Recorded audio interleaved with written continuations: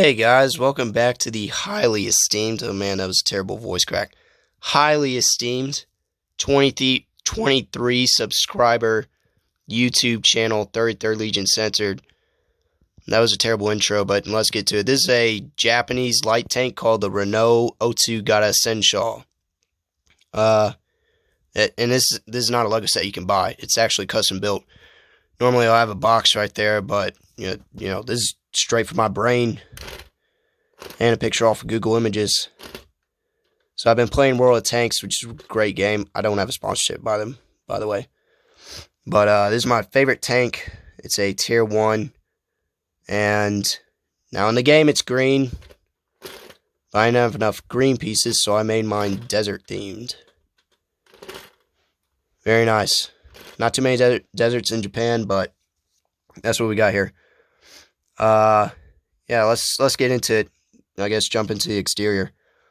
Right off the bat, one thing, I'm not too proud of is the tracks.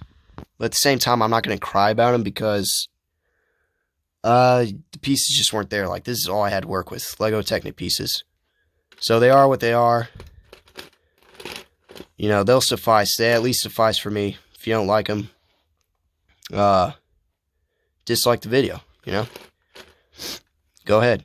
Right here we have a machine gun turret, which is, and we take our nicely camouflaged battle droid up there. I bet you didn't even see him. It's about minifigure size, so you can mow down your battle droids. The wheels, they roll not too well on Lego pieces, but like if you got carpet right here, they roll quite nicely. Yeah. The back plating right here, you can lift up. See the what the heck? There we go. Oh, you gotta be kidding me. So as displayed right here, that is not the most, this is not the most sturdy thing I've ever built, but yeah, we got some engine stuff back there. And if you turn this, because back in the day, this is like World War I, World War II. They had wind-ups, or crank tanks. You had to crank them up to make them go. But this one only turns that wheel right there. So you can look at all the complex machinery that does all that. And this track's broken too. Like, I couldn't figure out a way to get it to stay. So you can act like your track got shot out.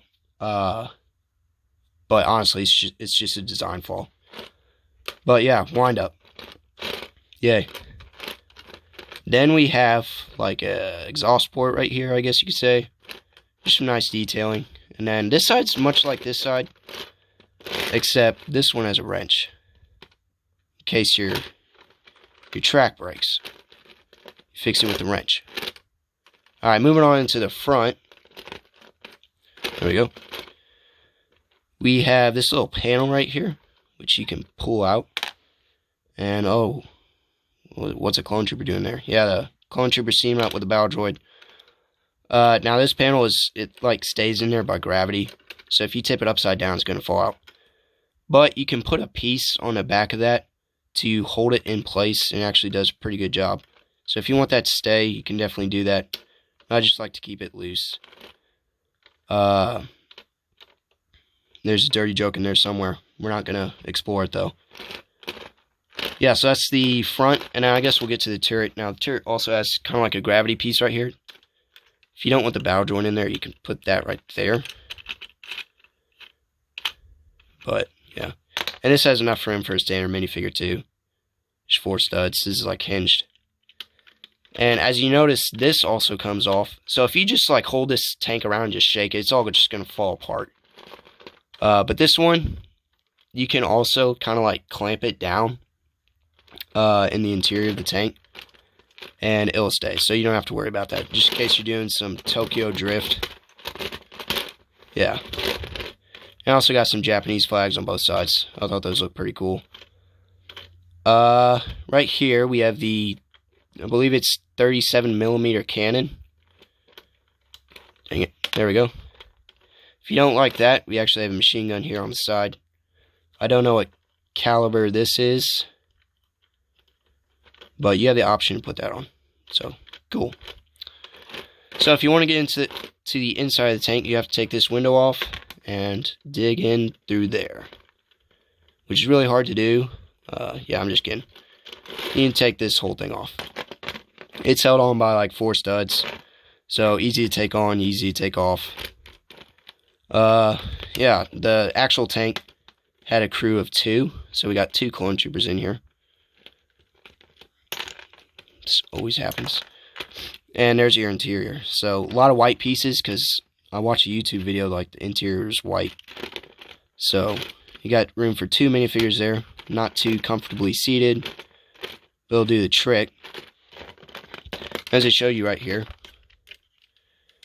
like, it's possible to clamp that on if you want to.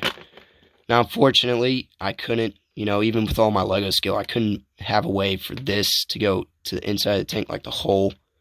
That was just way too advanced for me, so I didn't even try. In the back right here, this is kind of like the engine room. And you can take this box out if you want. It's got like a little stud right there. Cool thing about that, if you want to like store something in there, you don't have to have a lid right here, because this whole thing right here, the whole upper shell, did I just put it on backwards? Wow. It's the lid itself. So if it comes, will deter, yeah, okay. If you shake it around, that thing's going to stay in there. Very, very secure. And then also this, if you want to take this out, the center wall, you can. Held on by a stud there. And you just got some binoculars, pistol. We put it right there. And it's reversible. So either way you want.